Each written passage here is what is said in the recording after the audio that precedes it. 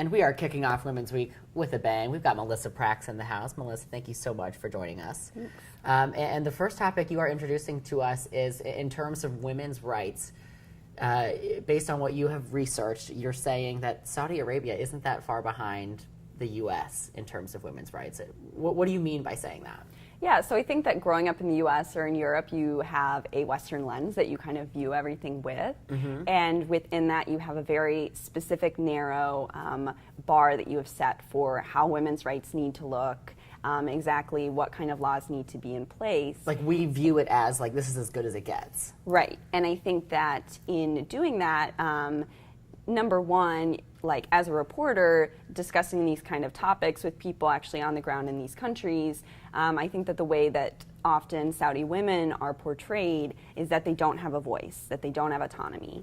And I'm not trying to say it's not an oppressive culture and that there are strict patriarchal parts of that society, but what I am trying to say is that when you compare these two societies together, we kind of don't acknowledge the own issues that we have in our country or the recent past. So let's compare.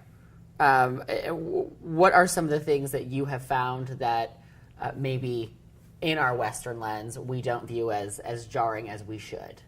Right, and I think it's also maybe a level of just people not knowing. So for example, female genital mutilation has skyrocketed since the 90s in this country.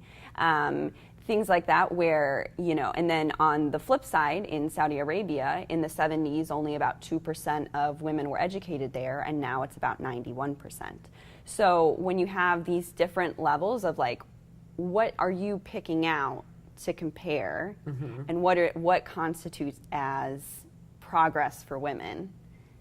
Would you agree, though, that the U.S. is, in terms of women's rights, is more progressive than Saudi Arabia? Is that a statement we can make? Absolutely, yeah. Right. So I guess what would you like to see?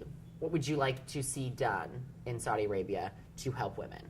Right. So I think the number one thing that needs to happen are, number one, laws need to get put in place.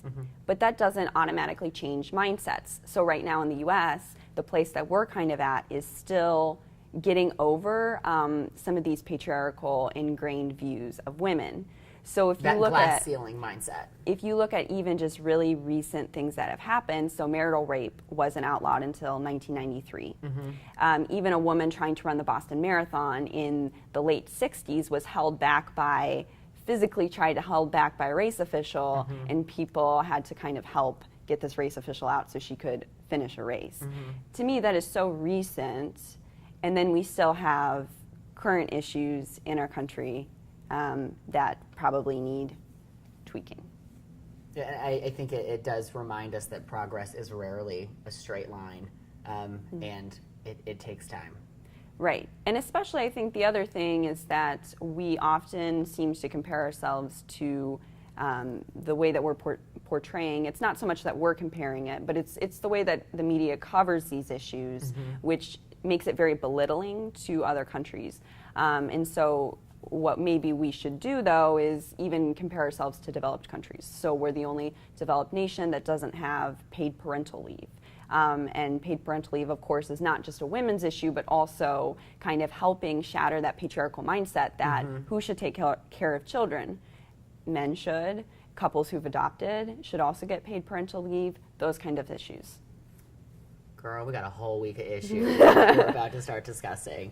So thank you so much for this, and tune in tomorrow. We're on to the next topic.